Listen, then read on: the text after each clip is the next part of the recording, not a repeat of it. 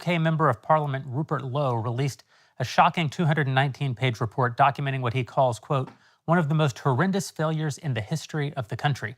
It examines the systematic targeting of vulnerable girls, overwhelmingly white British girls, by organized networks of predominantly Pakistani Muslim men at least 149 local authority districts across the United Kingdom. The report states that at a minimum, 250,000 young girls have been subjected to repeated rape, trafficking, torture, and lifelong trauma, a figure the report describes as probably an understatement. Girls as young as 11 and 12 years old were groomed by adult men. They were given gifts of money and phone cards and drugs before being raped and blackmailed and used in the creation of child pornography.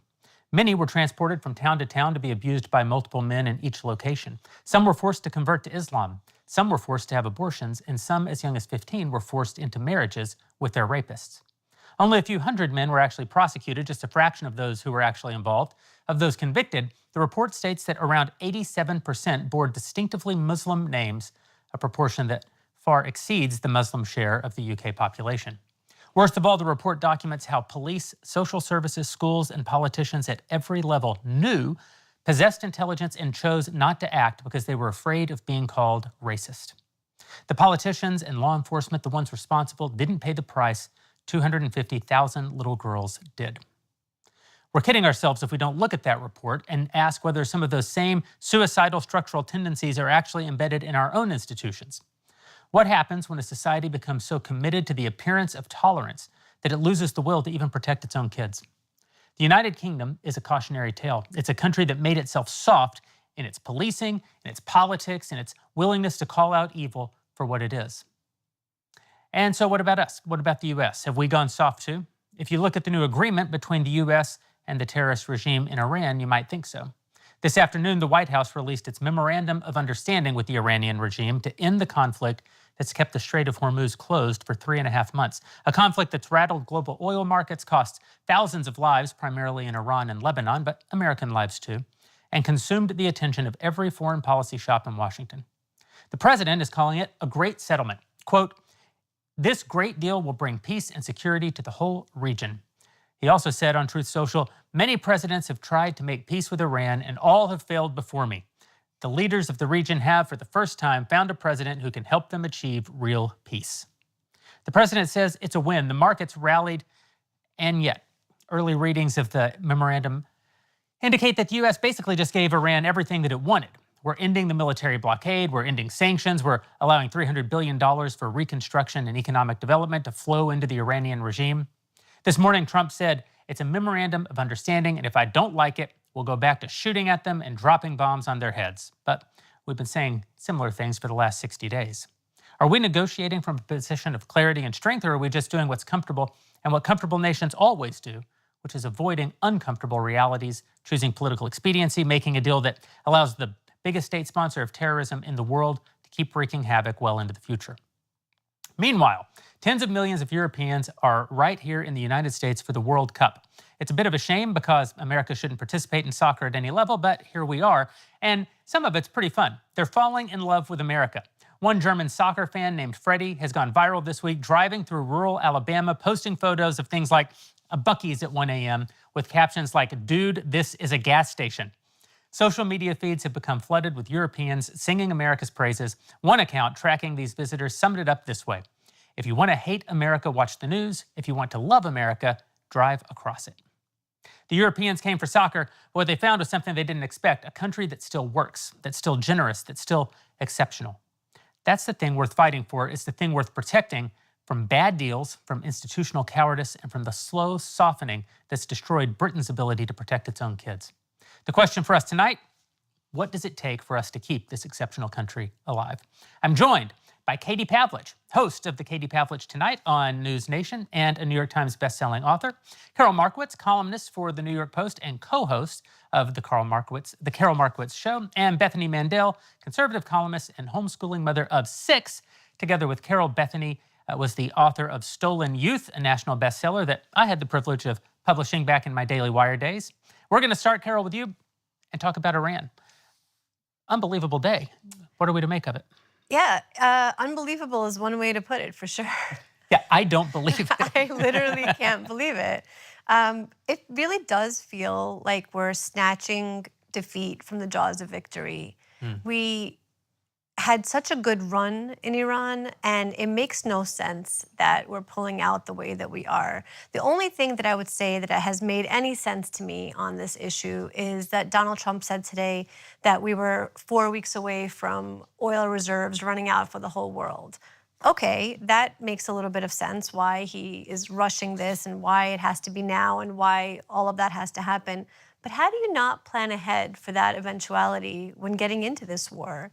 So for the supporters like me of this effort, I can't say that I thought about what our oil reserves looked like, but I was hoping that was somebody's job to pay attention to that and to get us to a place where we didn't have to worry about that as our men and women are in the field and with their lives at stake, that we wouldn't be concerned about things like that. And it's really tough to watch this go on. And what's really hard about it is that it makes so little sense. It makes no sense that we had the kind of success we did. We did lose some American lives, but very few for this kind of war effort. I mean, our might has been exceptional in this whole time.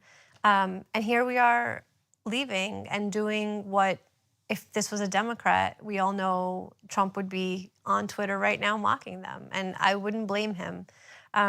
So it's been really hard to watch this in the last few days. I kept hoping, the administration kept saying the memorandum isn't what's being leaked, it isn't what's being leaked. And I gave them the benefit of the doubt a little bit and thought, okay, if it's not what's being leaked, let us know what it is. But it's pretty much what was being leaked, and it's not good.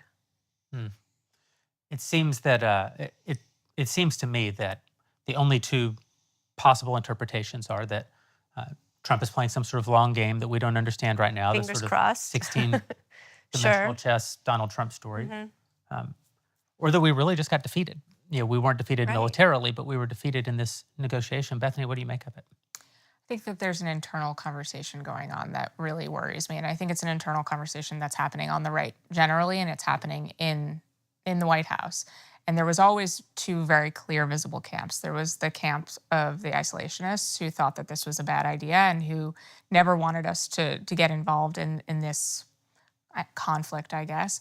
The other side of people saying, like, being America first means using our power in smart, strategic ways to ensure that we are America first always, making sure that our enemies can't destroy us. And I think up until this point, that latter camp has been successful in steering the ship. And there was a hijacking that happened, and there was a mutiny. And that other camp is really tying up what happened in Iran in a way that, they're rushing. They want to get it done. They want to get this over. And it's not satisfactory, but they don't care because this was not a conflict that they ever wanted. And so if it ends in a way that it is embarrassing to America, they can say, well, we said it was a bad idea right out of the gate. Right. So, maybe us being embarrassed on the world stage is a feature and not a bug for those folks. But you've been speaking about this so much, this conflict of vision of, what's happening. And I think this is the foreign policy version of that. But just to add to that, what about the fact that those same people said that Israel was controlling the White House? Right. Where's that argument now? It's, they're like, oh, we were right. You were right about what? What part were you right about? Nothing that you said would happen has happened. I mean, Tucker Carlson saying that Iran was going to, annihilate our military and things like that. And you can't believe stuff like that. And I think that they've been wrong, and they're not willing to say that they have been wrong, even though it didn't turn out the way that any of us might have hoped. Yeah. A lot of it doesn't make sense, which is why I'm unclear, and it's hard to make definitive statements about what's going on when what we're seeing this week is the opposite of the way the president has really handled this situation on multiple levels. It's quite interesting that Vice President J.D. Vance is the one who they have put out in front to manage the incoming on this, to manage the statements that they've been making about, well, it's not our tax dollar money, it's just frozen funds, which we all know, given the regime is still in place, will still go to terrorism, which is a huge problem. People think, well, what does Iran have to do with Americans? Before 9/11, Hezbollah was it still is the largest, most organized terrorist organization in the world, but they were responsible for more murders of Americans than any other group on the planet. They continue that. They operate in South America. Southcom calls it jihad in the desert. They operate with drug cartels, which we just recently have dedicated and called and classified as terrorist organizations so we can manage that threat south of the border. And yet we're in this place where they're allowed to stay, and we are pulling back. And not only the ceasefire, I mean, I've talked to a number of veterans who were in Iraq, in Afghanistan, who are furious about the ceasefire because they say, once you've taken ground, you don't want to have to get it back. It's extremely difficult and you're wasting resources. So I go back to the timeline of Operation Midnight Hammer was last June. President Trump was furious a couple days after with Israel and Iran. He dropped the F-bomb on the South Lawn of the White House right before he went to NATO. But then 9 months later, he again partnered with the Israelis in historic fashion and successful fashion on Operation Epic Fury. Now, in terms of where we are moving forward, there is a domestic component here. The president has repeatedly said that they will not allow domestic politics to dictate how they operate on the Iran issue. But the truth of the matter is the timing is very bad for the president. We just came off of 4 years of the Biden administration. People are suffering from inflation as a result of government overspending and not caring about the average person in America. It is difficult when the average American sees their gas prices go up. Now, in terms of sacrifice, when you compare it to what we did during World War II, it's very minimal. But it is something that they've been dealing with for years on end, and they're tired of it. And so that is not in favor of the president. The other thing that I can't help but think about is, can America really win these kinds of wars? We are completely behind on the drone game. You know, the reason why the Hormuz Strait was closed in some fashion by Iran, I would argue it was beneficial to the U.S. to have it closed, is because of these drones. And we don't have sufficient drone defense. We don't really know how to handle them.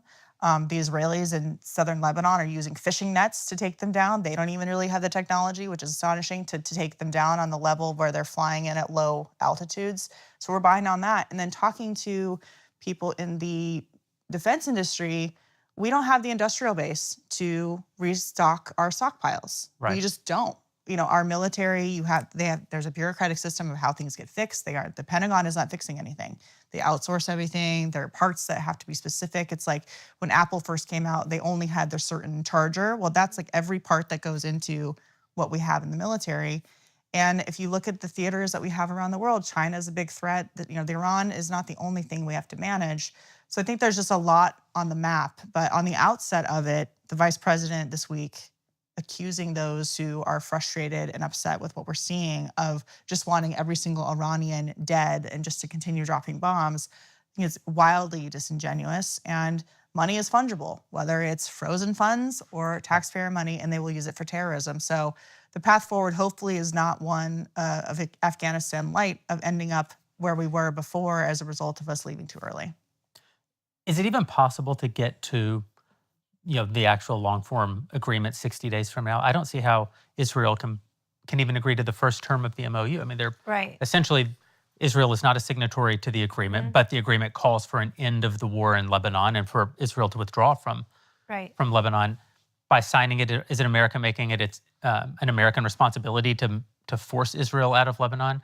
I mean, it seems like a real trap for supporters of Israel in this country, that the deal seems to hinge on whether or not Israel is willing to do something that they've said that they won't do. If they don't do it, if they make good on their statement that they won't do it, then it makes it very easy to say, well, now the resumption of violence is specifically because of Israel, that we're fighting Israel's wars, that Israel has too much power over the United States. I mean, it's to me, that's the real trap in the deal, is that first term. You could just say, well, it's kind of a national humiliation, but we survive it, we can move on from it.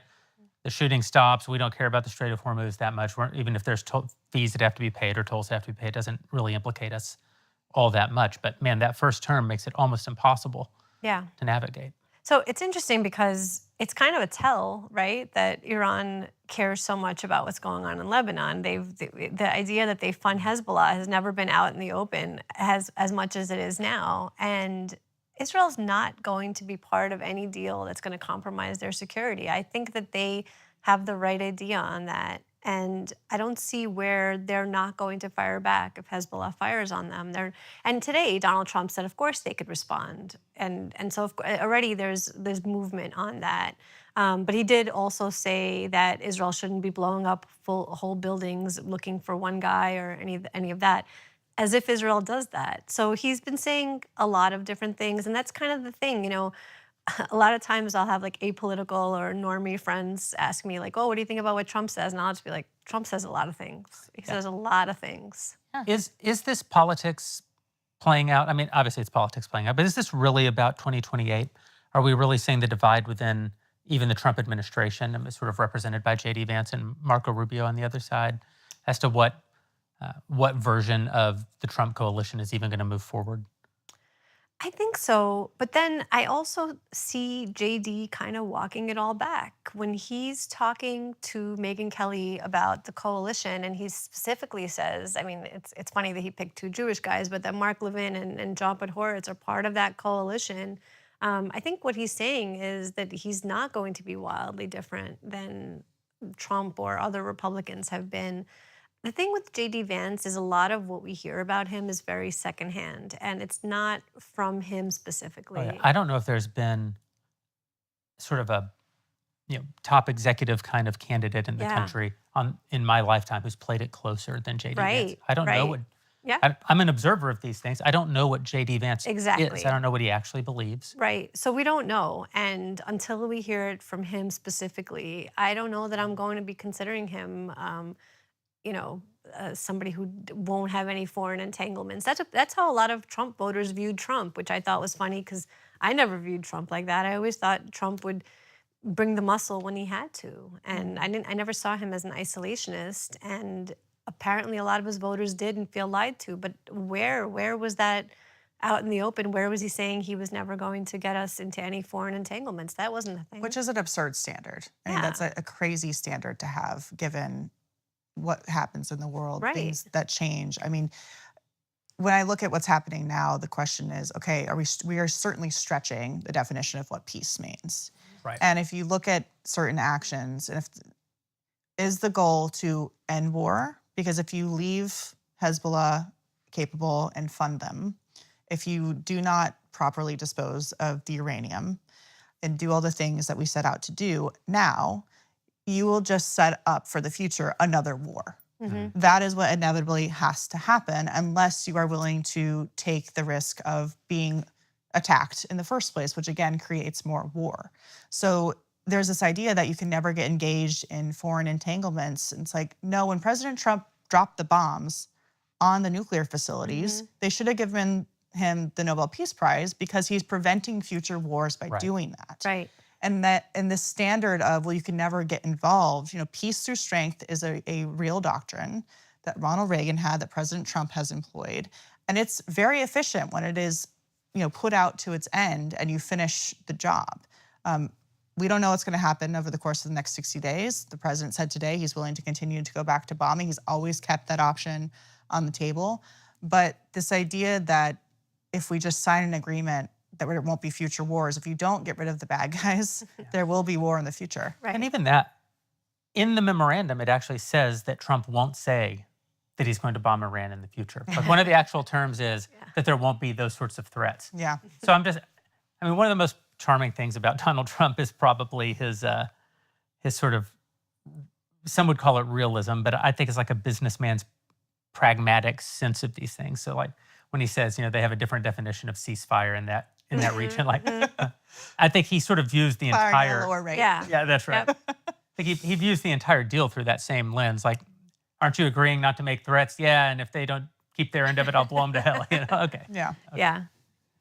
Yeah. I mean, just looking at the way this may play out, like I said, it doesn't make sense in terms of being consistent with what he has said before.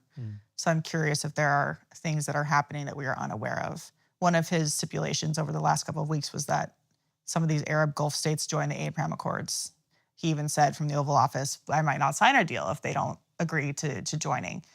Now, you heard J.D. Vance this week saying that he couldn't release the MOU to the American people because there were sensitivities in some of these countries and they wanted to roll it out in a certain way, which to your point about Israel controlling the US, well, I guess we were controlled by Qatar and all these other Arab countries for a week because we weren't allowed to see the MOU while the vice president accuses us of engaging in propaganda. And I'm like, well, just show me what's in it. And then we don't have to speculate or rely on leaks. But is that part of a greater deal at the end of the 60 days, which would be a lasting, better peace?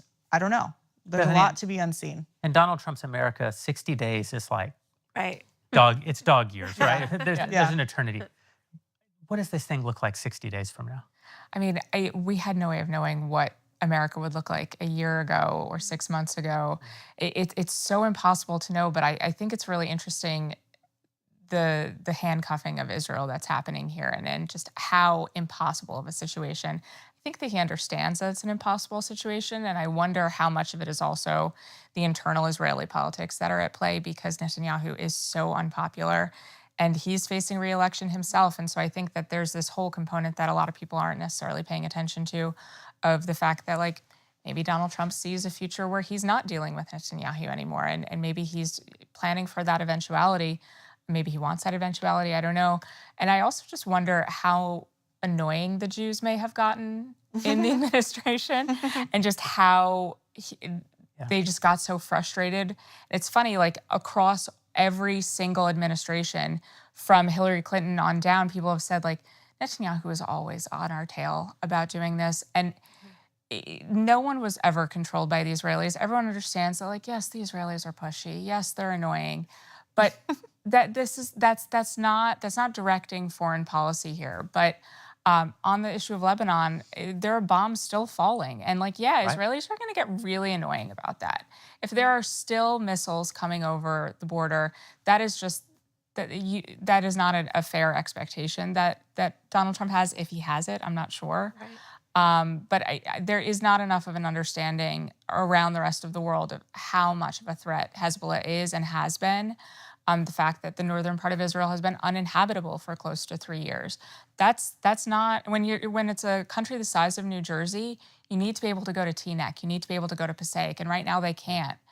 And so I hope that there is this Abraham Accords sort of component that's under the table behind the scenes that would create a lasting peace that in a rational world Donald Trump would get a Nobel Prize for. But the cost has to be so high for them to continue. I had the privilege of flying with President Trump on Air Force One when I worked at Town Hall for the day the hostages were released last October. And we went to Israel and Egypt, and we went to the Knesset. And of course, when they talked about the hostages being released, everybody applauded and was very excited, and some of the families were there. And then we went to Egypt, and the president said in front of a room full of Arab partners and leaders and European partners who flew in for the day, we released the hostages, it's a wonderful day. And it was quiet. Yeah. Mm-hmm. So this idea that the Middle East would come together for the sake of normalizing relations with Israel, I would hope that would happen. But I thought that silence was pretty deafening, just given the circumstance of the day and why the president was there and there wasn't a single applause in the crowd. I really like to one-up, as a competitive man. I've got nothing compared to, I had the privilege of flying with the president on Air Force One. Remember that one time when I flew with the president on Air Force One? It was amazing. It was an amazing day. But that was just an observation about the cultural differences that continue, unfortunately. That was one thing that really frustrated me around the past 3 years of conversation about the war, of how many Americans were impacted in Israel. There's a lot of American citizens in Israel who are under fire from rockets by Hezbollah, who were taken hostage and executed under Gaza. Hersh Goldberg Poland, his parents spoke at the DNC, and a week and a half later, he was executed by Hamas. That was such an humiliation of the Biden administration and Democrats. And I think that was a real red pill experience for President Trump to see how badly botched a lot of those conversations were by the Biden administration. And he came in and like white knighted that whole situation. And he had a hostage, Ron Boblowski, who was in the office a week ago, maybe not even, saying thank you to him. And I think that has really imparted on him the importance of his role. But I think that not enough people are really aware of how many Americans died on October 7th, how many people were taken hostage, and in how many Americans are living there now who have American citizenship. You can't be America first and not care about that region. Except that the dissident right rejects the idea that Americans living in Israel are Americans. I mean, just on a fundamental level, there's a rejection of that premise. I think that Tucker Carlson may not have said out loud that he rejects the premise, but he's all but said that he rejects the premise. If you say, Americans are being held hostage, he has said, what were they doing in Israel? Well, he knows full well what they're doing in Israel. What he's making a point that if they were real Americans, they wouldn't have been in Israel. Yeah. And I think that that's, when I look at the behavior of the vice president over the last week, when I look at the behavior of the vice president, really the entirety of his tenure, I mean, I certainly would not ascribe to him the values of someone like Tucker Carlson or the beliefs of someone like Tucker Carlson. But he's very comfortable. He appears very comfortable around people expressing those kinds of sentiments. And I think that what I had hoped would happen with Trump's actions in Iran over the last, during his second term, I had hoped that this was sort of Donald Trump standing up against that growing sort of cynicism toward not just Israel, but toward Jews, Jews even in this country. Right. I'm concerned that that a lasting legacy of the second Trump term might be that we did not stand up to that. I shouldn't say we, that the administration, our administration, a Republican administration, did not stand up to those elements within its own ranks, because Trump's almost the only person who can at this point, with any authority, actually. Right. And I thought he's been doing a phenomenal job on it. Yeah, and not just on Jewish issues. Like, I'm America first. I'm American first before anything else. And I think he's been, I wasn't always a Trump supporter. In fact, I only voted for him this last time. But I like to say, I became the kind of, I would crawl over broken glass to vote for this guy voter this time around. And I have loved this term. I've been very happy on every level. And the thing with J.D. Vance is, again, we don't know. We don't know what he believes. We don't know what he thinks. But the people who I fear or distrust think he's their guy. Yeah. And that can't be overlooked. Why did he go on Megyn Kelly's show? That was such a slap in the face of President Trump. After everything she said about him, after all of the disrespect that she's thrown towards the MAGA coalition, that to me was so incredibly disrespectful that one of the first stops on his book tour was Megyn Kelly's show. One of the interesting questions about the coalition, especially when it comes to the Iran situation, is 80% of the Republican Party, which is MAGA now, supported the president's moves in Iran. So I think that this, this 20% or the splitting, it's not necessarily a split. There's some splintering here and there.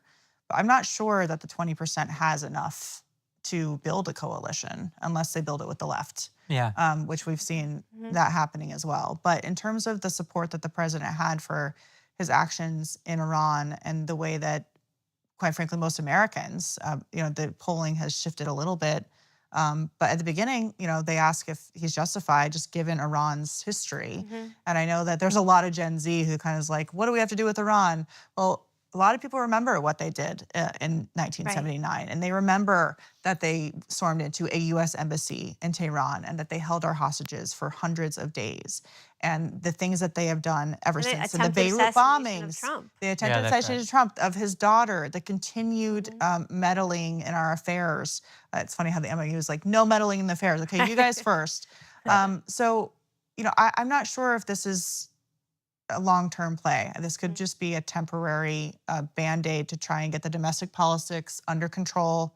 There is an election. The president does not want to get impeached because his agenda will be over. I believe him when he says, I'm willing to take political hits for the sake of ending this threat and this problem.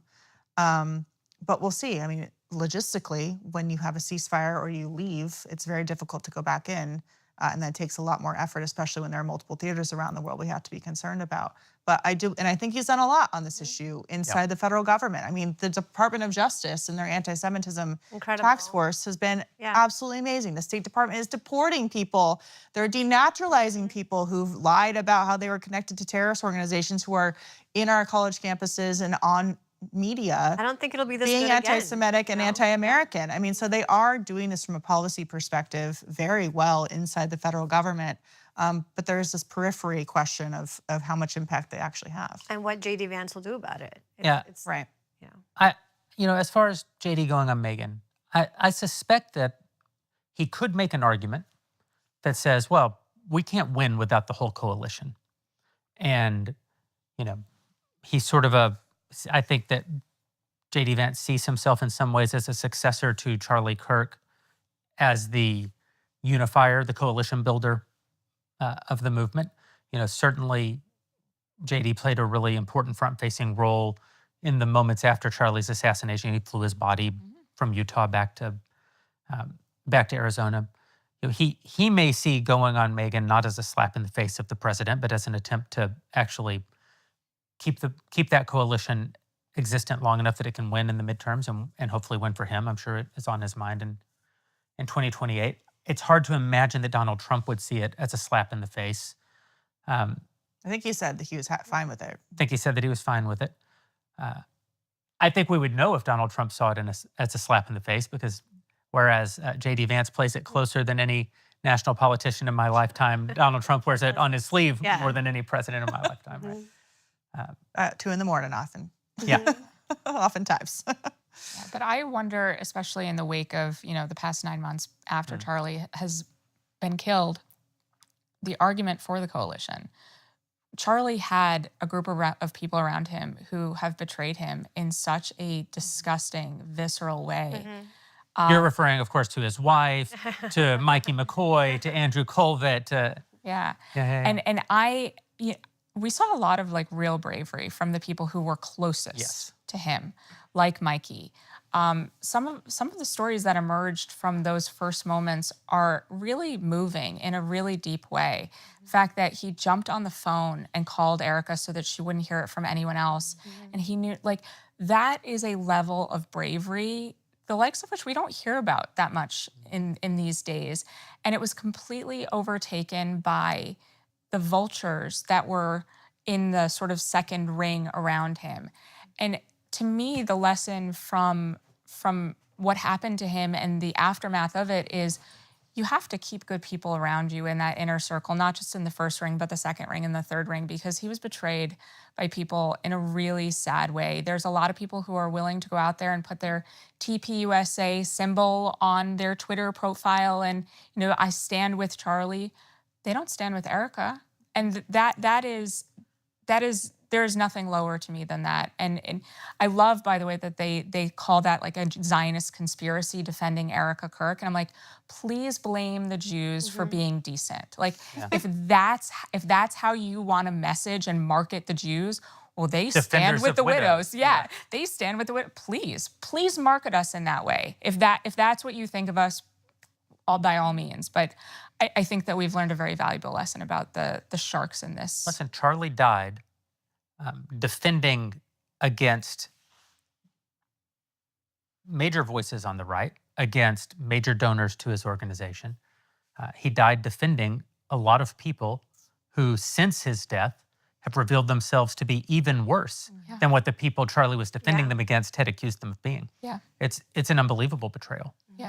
Charlie died refusing millions of dollars to disassociate from Tucker. Also that Tucker could go to his funeral and make a hummus eater joke or whatever. And not mention him really since. And not mention him since. Yeah. And allow people on his show, including his brother, to essentially implicate TPUSA and Charlie's friends and family and his wife. And his wife. His widow and his children. It's just it's been difficult to comprehend, actually, the level of evil and self-serving that has been happening in the aftermath of Charlie's death. Hard to process, really, that level of evil. But it's a good point about the the tent getting too big and bad people getting inside. Of course, a lot of the people were inside, but it's just you don't want to attract, even if they'll vote with you, people who you can't respect. Yeah. Well, the president, I didn't vote for him in 2016. I did vote for him in 2020 and in 2024. I've also been more happy than not during this second term. And I've come to appreciate his charm. The president certainly has. Same, yeah. He certainly has a charm. But he is not, I've said this before on the show, he's not a moral or ideological leader. Mm-hmm. He doesn't purport to be. So I'm not, this isn't some accusation. Right. I mean, when he gets up at Charlie's funeral and says, Erica forgives Charlie's killer, I don't. Mm-hmm. I actually think that is a charming moment. Yeah. That's President Yeah. Trump being the most vulnerable and honest you'll ever see him be. Mhm. I think in a way he was saying Erica is better than me. Yeah. As It's close very as relatable he can moment. get. I was like, I Yeah. think I'm more that than I am Same. Erica. Right. I Right. strive to be Erica, Yeah. but I'm certainly I'm more Trump. Trump in Mhm. those moments for sure. And yet, not a moral or an ideological leader, which means that the Republican Party has essentially been without moral or ideological leadership for a decade. And Donald Trump is not one to disassociate from people who might support him. Mhm. Donald Trump basically will only disassociate from people who disassociate from Donald Trump. I mean, Right. if you cross him, then he's going to counterpunch. Another charming thing about the president is he doesn't actually seem to hold grudges. Yeah. He'll punch Megyn Kelly in the mouth in 2016, but then welcome her completely back into the fold Mhm. in the very next moment. That's actually a real kind of generosity of spirit that you don't often see in people. But again, what it isn't is it's even a kind of moral leadership. It's a kind of character leadership, but it isn't a moral leadership in the way that we would associate with the president historically, or a ideological leadership in the way that we would associate with the president historically. And so I just think that there isn't anyone in the movement to say what is and what isn't. I think he rightly says MAGA is whatever I say it is. I Right. think that's truer words were never spoken, but essentially that's just him saying MAGA can't be used as a cudgel against my policy positions. Yeah. It's not an actual definition of MAGA. He doesn't set the boundaries of the coalition in Mhm. any way that empowers anyone else to say, well, this is what we're organized around, and this is what we organize in opposition to. And so in that environment, you really only have J.D. Vance as a potential candidate for that kind of leadership in the movement. And while on one hand, I would defend his appearing on Megyn as at least potentially being coalition-minded, when he does speak out against anyone within the coalition, it's never anyone on that side. Yeah. And Yeah. he can sometimes have very harsh words for people who are on what I would consider a more traditional Republican. Those words were very harsh this week. They were very to harsh Those this who had some questions in good faith about the deal, because it was in opposition to what the president had been presenting in terms of his policy towards the regime for his entire lifetime. Going Right. back to like his early days of himself watching the Iranian hostage crisis Yeah. play out and not liking the weakness that the United States shows. But in terms of personality and morality, I actually have a little bit of a different perspective on Trump. And nobody's going to believe it when I say this, but I think he has a certain humility about him. Like, he understands he's a fallen person. He understands he's not perfect. He oftentimes is self-deprecating about the decisions he's made in his personal life. He jokes about, of course I don't drink. Can you imagine if I were a drinker? I would be out of control, kind of thing. I do think that he legitimately understands the difference between right and wrong. And I think when he says, I'm trying to get into heaven, he means it. Like, he believes in God, although he is like anybody else, a person who doesn't always make, moral decisions or whatever. And I think the hostage situation is one of them. Trying to bring people home. He is for justice in society. So I do think he actually has a very clear sense of right and wrong, and a humility about being a broken person like everybody else. Everybody makes mistakes, and if you believe in God and the sin and all that kind of thing. And I think he understands that about himself, but his personality doesn't reflect that all the time, because how could he be the president of the United States Right. if he were in that position constantly? Where Well, But ideologically, you're right. He doesn't have that firm ideological bend, and it isn't what does the conservative world stand for under his watch. It's hard to say what we stand for. It's hard to say what the beliefs are right now. And actually, that's why in the first two times to vote for him, I didn't. And I want to be clear, I just didn't vote. I lived in New York. It wasn't like I voted for the Democrats. oh, I did worse. I voted for Egg McMuffin the first time. Oh, me too. Oh, God. So I'm Don't so remind ashamed- me I'm of so that. ashamed about I it. wrote him in. Yeah. Even worse. Like, oh, that was horrible. And I actually had think to it was immoral. I had to block him. In retrospect, I think it Yeah. was immoral, not only because of how he turned out. Yeah. I I think I blocked him like a misunderstood the month moment. after the election. It was like a really bad scene. I don't know though. If you go topic by topic, Yeah. I think we know a lot about what MAGA stands for. Well, and what Republicans so and what conservatives stand for. my thing, so back to what you were saying about Trump, like he loves to be loved, and that is that is what used to really concern me about him, because I thought the Democrats can come in and be like, you are the best and we want to partner with you on this, and they just could never do it. They had Kim Kardashian figured it out. She went to the White House, she got what she wanted. They could never make it over that hump, and that was my fear, that the Democrats would figure out to be sweet to him and to charm him, and then he would side with them on all kinds of stuff. But yeah, I think we're getting to where you could see what MAGA stands for. But again, the fact that there were people so shocked that he would get into a foreign war means that we don't really know. It's sort of whatever, it could be whatever you want it to be. I don't mean to say that he's immoral. Yeah. He certainly has behaved immorally, but everyone behaves immorally. I mean that he doesn't show moral leadership. But I would never want to be accused of saying that I think that he's like an immoral, that he leads us immorally. That would be a different kind of accusation. And I also agree that we do know what MAGA stands for the closer to the center of MAGA you get. Yeah. It's when you get to the outer limits of what MAGA is that it starts to fall apart. He hasn't set the outer boundary, which I agree is why some people were shocked that he engaged in a foreign conflict. I don't think it was surprising that he would engage in a foreign conflict at all. And I think it's why we can't decide if there's room for the sort of anti-Semitism that we're seeing, or the sort of, I believe, actual anti-Americanism that's really prevalent. That's what it is. Yep. Yeah. I was asked recently, I'm often asked to speak on behalf of Ben Shapiro. I can't get away from it. I was asked last week by someone fairly prominent, what do you think is the biggest thing that Tucker Carlson and Ben Shapiro disagree about? I mean, at the end of the day, isn't it just Israel? I said, no, the biggest thing that Tucker Carlson and Ben Shapiro agree about is America.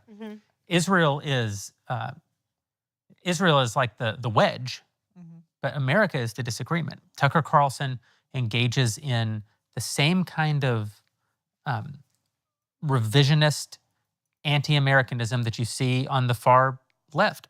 It organizes itself around a different set of grievances. Yeah.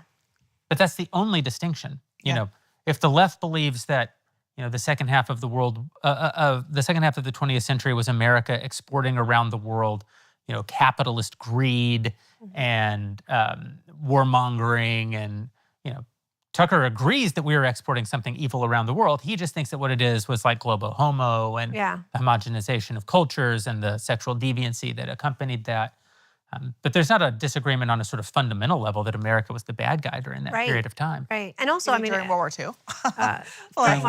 free market, for rewriting sure. World War II is I mean, crazy. The first time I saw them ever disagree, Tucker Carlson and Ben Shapiro, was Ben asking Tucker, would you ban self-driving trucks in order to save the jobs? And Tucker said, of course I would. And I was like, what?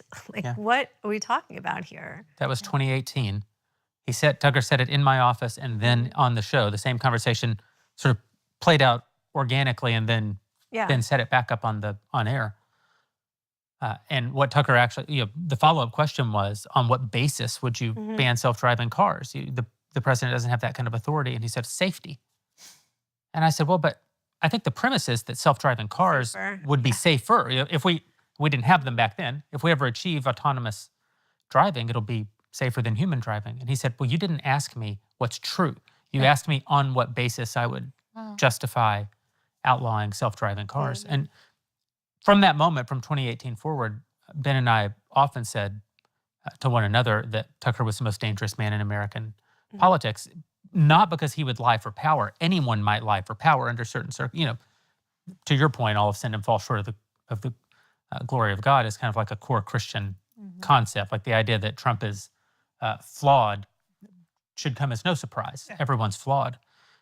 Anyone might lie for power. Anybody might lie for money. Anybody might lie to keep from getting caught in some sin. Tucker wasn't being like self-effacing or admitting to human frailty. He was saying, like, with a kind of boldness, no, I would lie for power. That's much different than saying, sure, I might lie for power. That's not a plan. That's an acknowledgement of something that's wrong with me. Yeah. Right. And I think what Tucker was doing was different than that. And I think we've seen that. There's no guilt of the There's line. no the guilt. line, Yeah. The right? ends It's justified. the ends justify the means. Yeah. That's I right. mean, and this is how I see so much of leftism in what they believe, and this pessimism about everything. And this is what really bothered me in 2016 about Make America Great Again, was this premise. I think America's great now. I don't think we need to make it great again. And so that opening premise of what MAGA meant bothered me as someone who was always optimistic about America, the entire American experiment from, looking at this painting of George Washington praying, like from the start. This is a country that was built by the hand of God. Like if I was reading the story of Washington crossing the Delaware with my kids the other day, and the way the book was written really bothered me because it said, oh, by chance, it was the foggiest it had ever been. And I think I'm doing a good job as a mother because my kids said, that's not chance, that's God. And I said, yeah, that's God. Like, we've been learning so much about American history for America 250, and you see the hand of God again and again and again and again. And I don't think that side of whatever it's not an aisle, whatever that woke right, they don't see God in what we're doing as Americans and what has happened. And that is reflected in their willingness to lie shamelessly because they don't think they have to answer to a higher power because they think that the ends justify the means, and there's no balance at the end of this life, that they don't have to answer for their sins. And it's really disturbing. And it's, so much of people who work in this movement don't actually believe the things they're saying. And Tucker really exemplifies that to me. There's a lot of also using God's name in vain as an example. Like, they also used God, though, and religion as a attack point against those who disagree with them. A cudgel, right? They're not actually that dedicated, but they use it as a tool to attack those who they disagree with. And in their vision of what they think should, like, as the only option of what America should be like, you have to believe the same way that we do. Otherwise, you're not an American. That's also what they constantly are saying. Yeah, I see a lot of that in the woke right with Catholicism. They claim to have this mantle of Catholicism without understanding, like, very, very basic theology about everything that they claim to believe. A lot of it is new converts who, and I say this as someone who converted to Judaism, like, the zeal of the convert, you don't get crazier than that. You have to, someone has to return to religion or convert to religion and then, put them on ice for 5 years before they can have an opinion about that faith because they're a little crazy. And I see that a lot in the woke right with Catholicism. It's the new hot it thing. And I'm scared by a lot of those people who are walking around baby Catholics saying, this is what we believe. And my friends who are cradle Catholics are like, oh, that's not it, actually, exactly. That really, and my mom was Catholic. I was raised, in Catholicism. So I sort of straddle those lines. And it really, it bothers me as someone who cares a lot about the Catholic faith, despite not, being a part of it anymore. Yeah, I think that this sort of integralist moment that's happening on the right with new converts, largely with new convert Catholics. I think that a lot of cradle Catholics are unaware of it because it feels sort of fringe and online and isn't part of their sort of experience that they've lived throughout their lives, as members of the Catholic Church. And it comes to something, it kind of connects to something you said earlier about, 80% of the Republican Party supported the president's efforts in Iran. And so should we draw from that they don't actually, that this 20% doesn't really have political purchase? Thomas Massey lost his primary. But I worry that in some ways we're misunderstanding like leading indicators. Like, I think that the Massey race certainly tells us that they don't have voting power today, or the fact that 80% of Republicans supported the president's efforts in Iran tells us that they don't have a complete hold on the party ideologically today. Right. Massey still got a lot of votes. Still got a lot of Not like votes. he got 2%. The young He people got- in particular. Yeah. Florida is a good example right now. Florida's a great example right now, and Florida makes less sense than Massey. And similarly within Catholicism, I think that this sort of, the integralists say that they'll use Machiavellian means to Aristotelian ends. In other words, they're just sort of openly saying we will do bad to arrive at a world that is good. I think to most Catholics would be completely offended by that, by that premise.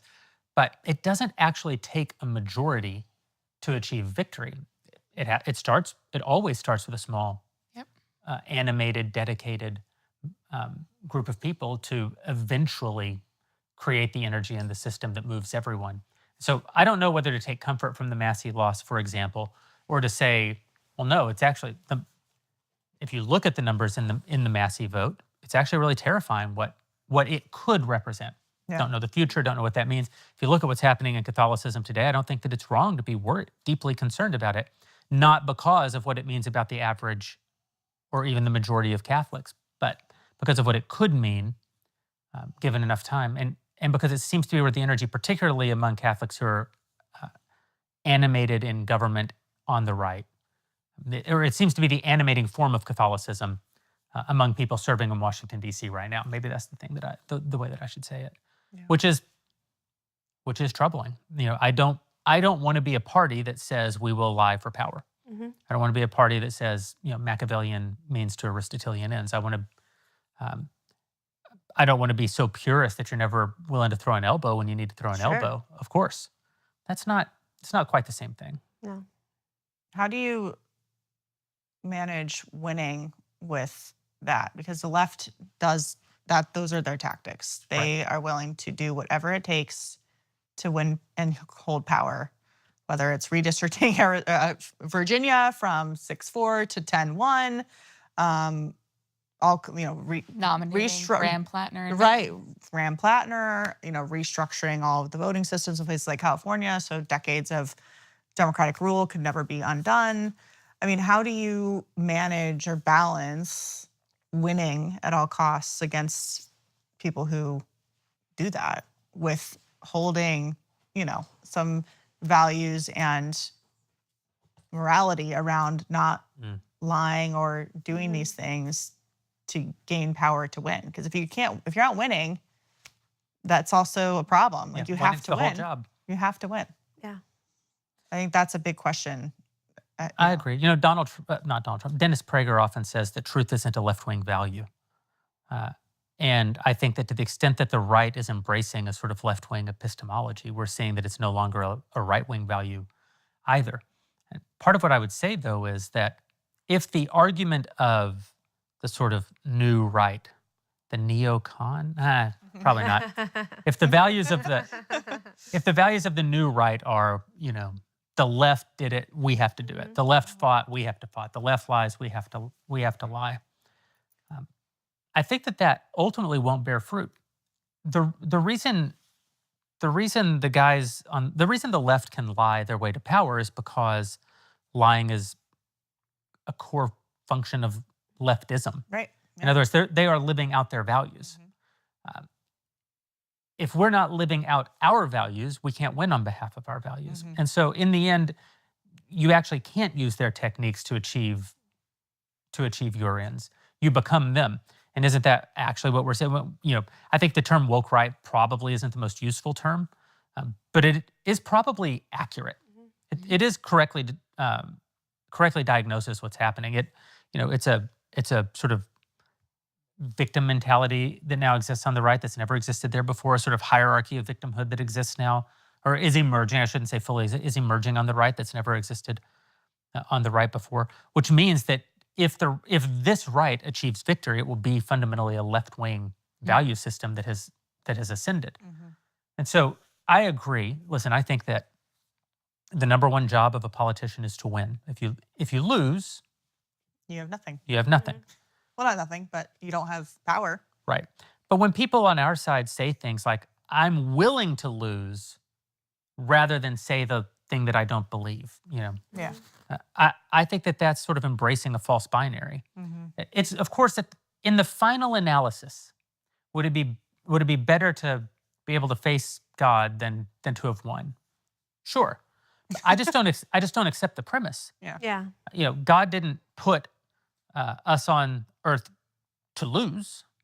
He didn't say, well, here's what it means to be a man. Here's what it means to have rightly ordered priorities. Here's what it means to have a rightly structured relationship with one another and with me. But this will never be able to bear out. This will never be able to find success.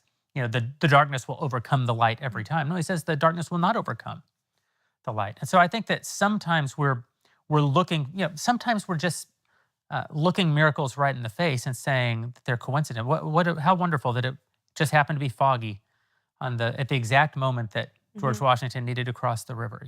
No, there is a part of this that comes down to actually trusting God and trusting that the things that we believe are true, and then fighting on behalf of those things from the position of those values. If you actually believe that those values are right, then you have to also believe that they can be effective. So it's not that there are not lessons to be learned. Did the left play too, or did the right play too gentlemanly during? Were we too afraid to throw elbows? Of course, those are lessons that you can learn, but you don't have to betray all of your values to embrace. Yeah, I agree. Harder tactics. Yeah, I hope that's true anyway. we hope. Yeah, it is. You have to have faith that it's true. Otherwise, it's miserable, right? You devolve into misery. Yeah, or we just all become the same evil thing that we thought that we were fighting against, which is miserable. It's not happy. The left is not happy. Right. They're not. They're miserable, and you don't want to be miserable. So Yeah. And we have to believe in America, right? Things are going to be okay in the long run. Of course, lives are not the long run, and you want your kids to be raised in a country that you could be proud of and, under policies that make their lives better. So But you have to win. But I think even in the short run, we're doing pretty well. Right. yeah. Going For back sure. to your monologue, we're doing really well in comparison to England, who we won our independence from. Thank God. I was in London, I think it was a year ago, with some of my kids. We met a guy. We were at a Shabbat dinner, and we met a guy who had been arrested because he Facebook messaged. This is such a funny thing he Facebook messaged another Jew and called him a capo because the other Jew was a left wing or whatever. And so he was smack talking on Facebook Messenger, and he got a knock on the door. Wow. And he was arrested, and it turned into months and months of his life that were upended. And my kids could not fathom it when I explained it to them. And they said, how is that legal? And I said, not only is it legal, that is the law. That is the law operating as it should in this country. And let's sit down for a moment and break out my phone and read the First Amendment, because this is why we are so blessed to live in this country.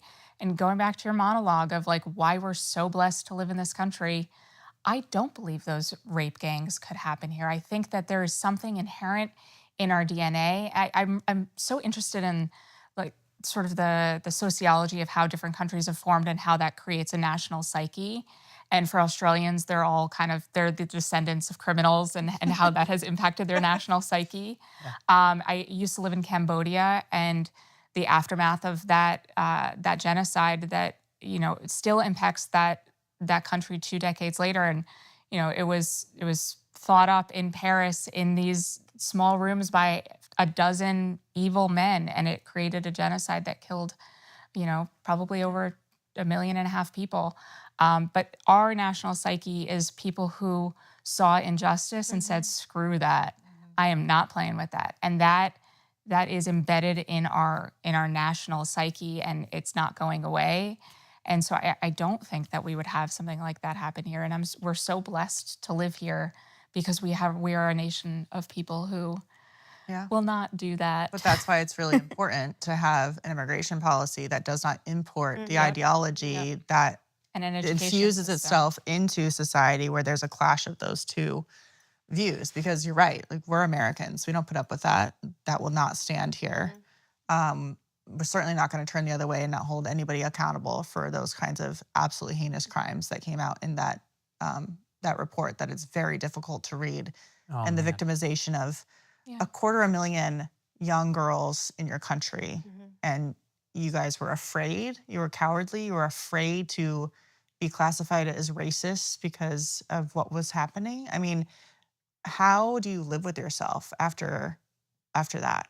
But that problem occurred in the UK because they imported over 60 years, not, just recently, but over 60 years, an ideology that believes that that is okay. And so it's really important as a country to also be on the same page of we need policies that protect us from ideologies that allow men to take advantage of young women without a price to be paid for the men. There's a huge price to be paid for the women.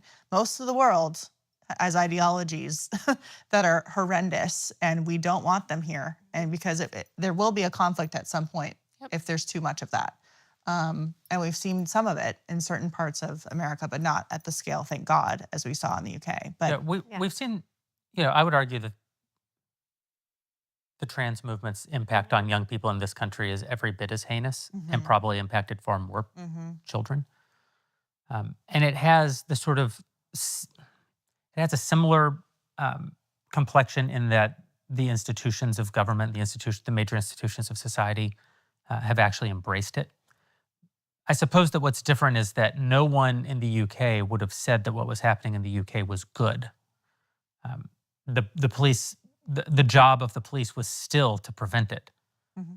And they put self-interest ahead of that obligation. But so in a way, they were allowing something to happen that they knew was evil. But we're programming ourselves to believe that evil is good, which is its own kind of major. Or that it's okay to tolerate. But That's not my problem. That's right. Yeah.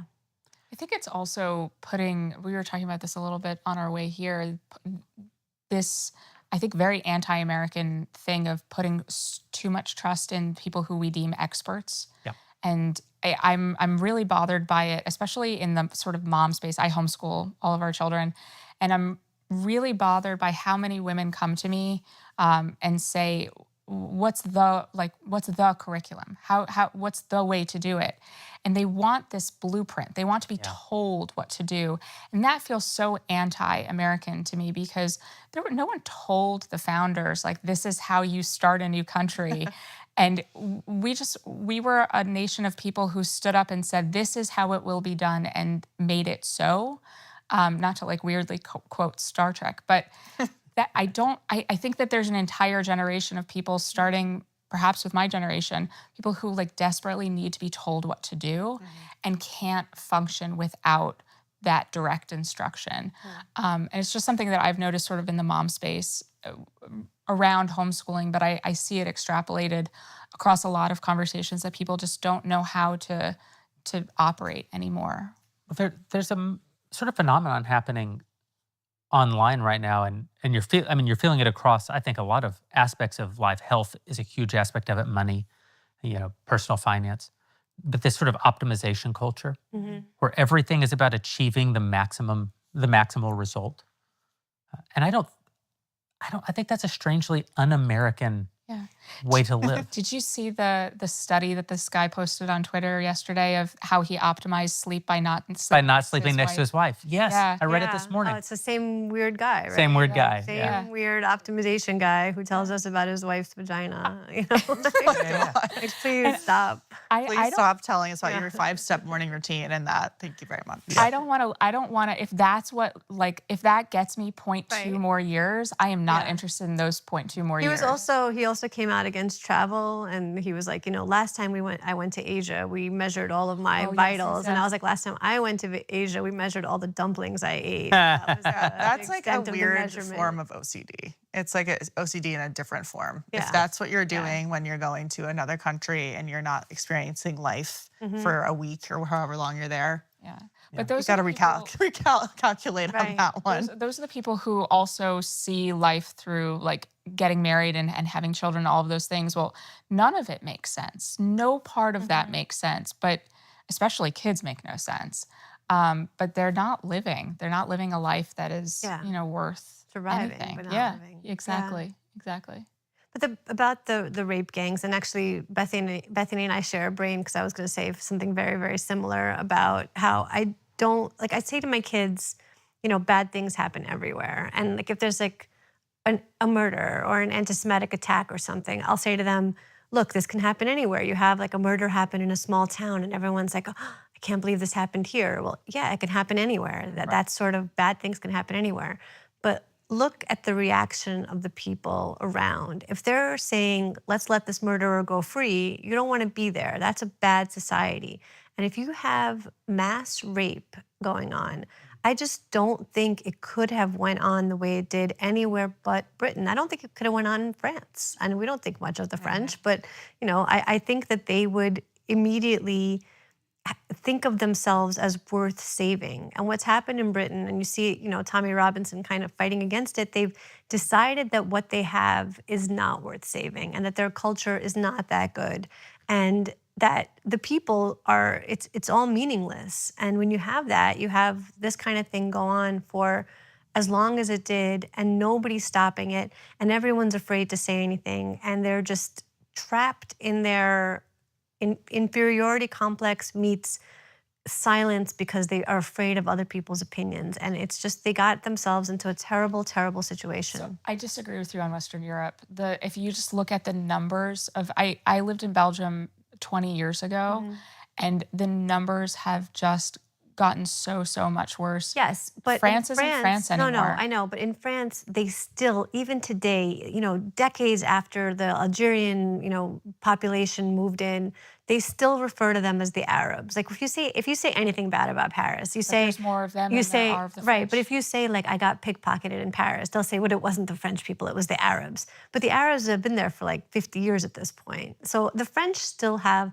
I don't want to say that their racism is saving them, but a little bit. But it is a little bit. But the problem is they weren't racist enough. And they're not having children. They're not having children. That's the problem. They are not optimistic enough about the future of France to say, I am going all in. Like you play poker all the time. They're not pushing all their chips in the middle of the table and saying, I believe in this country. I believe in our future. Well, you push the chips in if you have a good hand. You don't, or if you're trying to bluff that you have a good hand. You don't just push it in hoping for something. No, I don't think that's true. Yeah. I don't think that's true.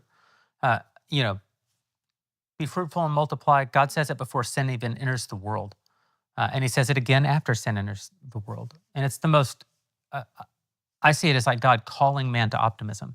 Yeah. And there's a reason they have children in the third world. They're still having kids. They don't think they have a good hand. Yeah. And they're not bluffing, but they're investing. It's an optimistic act. The only way you get a good hand is if you have kids. The one, my least conservative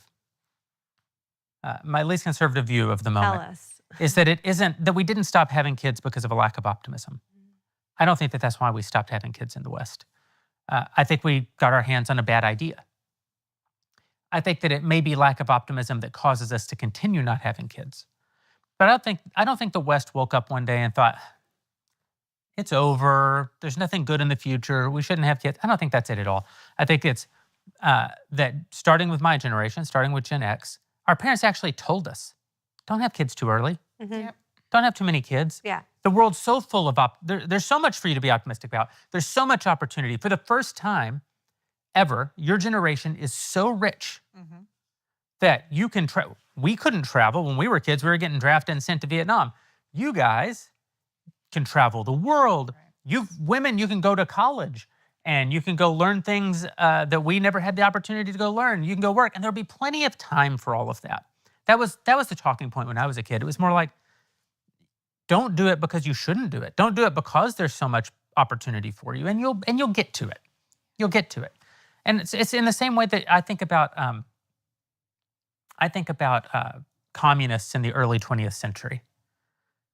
And I don't agree with them.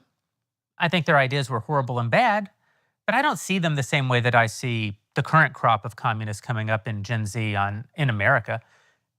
If you're coming up communist Gen Z in America right now, it's like, well, guys, there's 100 million bodies. Yeah. Like, we know. It's been tried, We yeah. know. Right. You know, the communists in the early 20th century, they didn't know. They got a hold of a really bad idea that had not yet played out. And I think Gen X and the millennials in particular, we just got fed a really terrible idea, and nobody had really figured it out. And it kind of was met with other bad ideas like the population bomb, and people were going to starve, climate change. It was like it was actually the best thing that we could do for the future was not have kids. So I don't know. In a way, I think that it could be that our below replacement rate for 2 generations is just like a bad experiment that we kind of moved past. Well, that thing happened. I would agree now that we're beginning to see it, and certainly over the next couple of years as we see it even more. The only explanation for why it would continue is a fundamental lack of optimism. And certainly if I could go back in time and speak to myself, I'd actually speak to my mom and dad, whom I love and who have great wisdom on any number of topics. And they were just wrong. Yeah. What they should have been telling me, no, listen, my parents got pregnant before they should have, very young, right? And so I'm sure part of it was kind of a reaction to that as well, for a lot of people, because that is actually how most kids get born. That's how maybe not most kids, that's how most first kids get born. That's how most families get started throughout history. But if I go back in time, of course I would tell myself, oh yeah, that's just definitely get married and have kids. If I could go back and tell myself, like I knew like 1 minute after getting married, because I'd known my wife for almost a decade at that point. It's like, oh, you dummy. What were you possibly thinking? You could have been not sleeping next to her and optimizing your vitals for an entire decade before now. But we didn't. I rarely have grace for my generation, but this is my one grace. Like we actually didn't know. I think it's also marriage. Like when my mom's like biggest piece of wisdom to me always was don't have more children than you can take care of by yourself. If I was being raised, she was a single mom. She was raising me with the expectation that my husband or whomever I procreated with, not necessarily my husband, would not be there at the end, at the finish line. And so I would have to do this by myself. And, people say to me all the time, my mom passed away over 20 years ago. She would be so proud of you. And I say, no, she wouldn't. Be horrified that I had 6 children in 9 years because I can't take care of 6 children, especially 9 and under. And I'm so grateful that I didn't listen to my mom on that. But I had to take that leap of faith in my marriage that like this guy would stick around. And I think that we got so much anti-natalist propaganda as kids, but also we got way more anti-marriage propaganda. Yes. And you can't trust anyone. And that lack of trust has really, I think the birth rate problem is actually a marriage problem when it comes down to it. And more than even marriage, people aren't making friends. Like there's just no human interaction. Like the friendship rates have plummeted. That's where it all begins, right? And I think for women who do want to work and who want to be part of a working economy, like they're just getting married later and having kids later. Like a lot of my friends are in their late 30s and they just getting started to have kids, but they have 3 kids. Like they're just having them later. And that is not optimal for everybody. Like it is happening. It's just happening 15 years later than it used to for a lot of women based on their opportunities that they decided to take. When we had which I think is fine, yeah. actually. Like I think that's fine if that's what you want. That's what you want, right? Well, I think it's fine if it's what you want. But I don't think that we've sort of socially evolved to be able to actually put the options in front of people for them to actually decide what it is that we want. We've biased the question of what do you want in advance of people making the decision to such a large degree. I did not want to get married, and I did not want to have children. I'm not a woman, so I guess I could still have a whole crop of kids, But my wife can't. And so that's we missed that opportunity. And I can't speak for my wife. Her path was different than mine. She did want those things earlier, and circumstances didn't work out the way that they might have in a different time. But for me, I literally didn't want those things. I maybe wanted them down the road somewhere. But I have a wisdom now that I didn't have in my youth to know that I did actually want it. I didn't know that I wanted it. Right. I hadn't been presented with that data in a way that was compelling. Certainly, one of the things listen, I'm like I'm like a freedom all the way guy. I'm I'm even in my theology. The Bible says it's for freedom that Christ has made us free. And I interpret that to mean that God wants us to be free. Like, I don't have any deep deconstruction of this. I think it just means exactly what it says. Freedom's very good. So I don't want to live in a homogenized society. Yeah. I want to live in a society where people can make their own choices. I think it's nice that I like that there's bright colors in the world. I think about you in this regard all the time, actually, Bethany. I think if someone were to ask me about you, and we don't know each other well, but on the occasions that people have asked me about you, I say that in a frum community, you are, I don't have a Yiddish word. You are the brightest color Literally. in your community. I don't You are know you're a walking scandal. You actually possess the values and you live in accordance with the values in the deepest way. But superficially, it would be very easy to conclude that you're an outlier, right? And I love I'm that. a red flag. You're yes, you're a red flag from Judaism. And I think that that's like a beautiful thing. I want to live in a world where that can happen. I don't want to live in a completely homogenized Polish town where Bethany Mandel can't exist. You brought up someone earlier. I wish I could actually remember your exact example, but someone else who was like this bright color. And I almost said something about it then because it's like freedom gives us the ability to have these bright colors, these people who are a little bit, they don't do things the way we would do them. And that's what recommends it. But for freedom to really exist, for that to really be a true expression of who we are, and not just an expression of a certain set of biases and circumstances, society has to evolve a mature view of what those things are. I don't think Gen X and the millennials had a mature view. We're given by our parents a mature view of marriage. I agree with you. I think that the marriage problem is the most existential problem in the society. Yeah. It's the entire thing. You can't contra what Elon. I love him. He's very smart. He's a bright color. I'm pro Elon. He's the greatest living American. Very right. But I'm sorry, we're not going to solve the declining population problem by impregnating all the women around us and not marrying them. That's not going to get the job. Marriage is the fundamental unit of human governance. It's the fundamental unit of human society. And if you give people that as a real option, some of them aren't going to choose it. Yeah. Some of them are going to choose other things. Andrew Clavin sometimes talks about a world, and he says, there's probably a world that exists not too far in the future where women don't go to college after high school. They get married and have children. Men go to college and get corporate jobs. And because of the peculiarities of female fertility lasting a shorter time than male fertility, but male lifespan lasting a shorter time than female lifespans. And actually, there's another component of that, which is that women who have children expand the most productive part of their life. He says there's probably a world where it's like men work in their 20s and women have kids in their 20s, and women start working in their 30s and into their 40s, and it sort of declines. He said there's a whole ways of thinking about these problems that we've never even really considered that modernity might one day bring to us, but they can only ever be brought to us if we have understanding and wisdom that we don't have. And it's easy to write off Gen Z and Gen Alpha, because there's we see the real problems, but they are rejecting some of the garbage that got fed to Gen X and the millennials, right? They go to the movies. Just that. We thought they'd be the most atomized generation. For community non-modern and tradition. life. Right. Yes, That's they right. don't want to be on their phone. They're Yes. buying dumb phones. They're buying smart, flip phones because they don't Analog want living, a phone. yeah. They want And to be that- detached from the modern That's why world. I'm so hesitant to criticize the baby Catholics, because I think it's actually great. Like, everyone in America needs more faith, more Jesus. Like, if you're not Jewish, like go to church. Like, everyone needs more Jesus. Even if you are Jewish, but I won't fight you on it. Fair enough.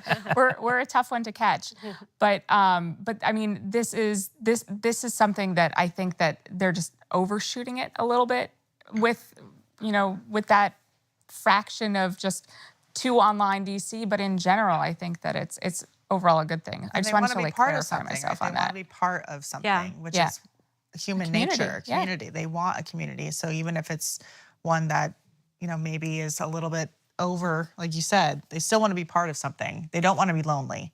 They don't want to be on their phone by themselves. They want to actually have real relationships and friendships. And they see their modern technology and the tech world being a hindrance to that. I find these graduation ceremonies that we saw over the last couple of weeks where the professors or whoever's the speaker gets up and talks about the great things about AI and they're getting booed. Like, I find that very refreshing that they are not interested in that kind. They want something different, and that they're rejecting as a counterculture this being forced upon them as how they have to live in the world of robots. Like, they want human connection. So every generation has their challenges. That's right. But there's They still really the do. gender divide on it. There was some poll where they asked high school boys if they want to get married, and they asked high school girls, and the first poll was like in the 70s, and high school boys had less interest in getting married than the girls did, and now girls are under the boys. And I see it in my own kids. I have a daughter and 2 sons. The boys get so much messaging that getting married and having kids is like the cool thing to do. I mentioned like some 24-year-old who had 2 kids, and my middle son said goals. Like, that's, Wow. that's And my daughter is marrying him, so that's great. I'm glad to hear it. We were already setting them It's up. already all set. good. Look at Yeah. you guys, Yeah. building the community. Yeah, but I think you're Good right work. that the girls are not The getting girls that don't get the message. same. Yeah. No, because they still get the. It is partially from the, do you want to raise these kids on your own if anything happens? Like, don't you want to have a career first? It is still that fear. It's also like the messaging that we get as women going from the cradle. The number of books that I have looked through that had an encouraging message about a woman who persevered, but that also mentioned their family life is approximately zero, because it's presented to young girls as a binary. You can either be successful or you cannot be successful. And not being successful is settling and having those children. And the examples of people like Amy Coney Barrett are not presented to young girls. And this was something I had a children's book company a million years ago called Heroes of Liberty that I still have hopes for. But Yes, get on it. I'm working on it, baby. More of those. I'm working on it. And one of our first books was about Amy Coney Barrett, and we really emphasize the fact that she did it all. She has this family. She baked the birthday cakes, and she was is a Supreme Court justice who has an incredible role in America. But that messaging is not being sent to girls, and quite the opposite. The books that I've read through with my daughters, I don't want to read them. I don't want to read them these empowering books because it's presented as like, this is the only way that you can be successful. Yeah, when someone says you can't have it all, I say, don't tell me what to do. Like, why not? Every message is anti-agency. It's almost like everything you read, Yes, even yeah. the empowering books, which are meant to be like agency inspiring, but only in this very narrow corridor, only this one thing. No, my business partner, John Lewis, often says, we reject work-life balance as a concept. Like, this is at Daily Wire. I would give speeches at the 10:30 meeting constantly. Say, if you're looking for work-life balance, go work somewhere else. This ain't it. We're going to the moon and we're building the rocket ship in flight. Like, we give it our all. And John would often follow up behind me and say, if you're trying to decide whether or not to give it all to work or to give it all to your family, you're accepting a lie. The answer is yes. Mm-hmm. Do I give it to my family or do I give it to work? Yes. You were put on earth to toil. God put man on earth and gave him a job. Then he gave him a helpmate. Why? To help him with the job. Mm-hmm. And then he told them to be fruitful and multiply. So literally, man was not created to be a father. Man was not created, like, that wasn't the first, you got to put family first. That's the Christian or Judeo-Christian thing to do. No. Toiling, like working, engaging in the divine act of creation, playing our small role in the divine act of creation is literally what we were put here to do. And the family was put here in service of that. And so is that an excuse to be a bad father? No, it's a reason. It's even more of a reason that you have to be a great father, to instill that human agency down, that participation in God's creation down into, as we project forward from Adam all the way through history. So it really is a all of these choices are almost every binary in life is a false binary. You know, you can be Amy Coney Barrett. You can be very good at what you do, and what you do is both the thing that you put your hands to and the thing that you put your heart to. Yeah. And what a lie.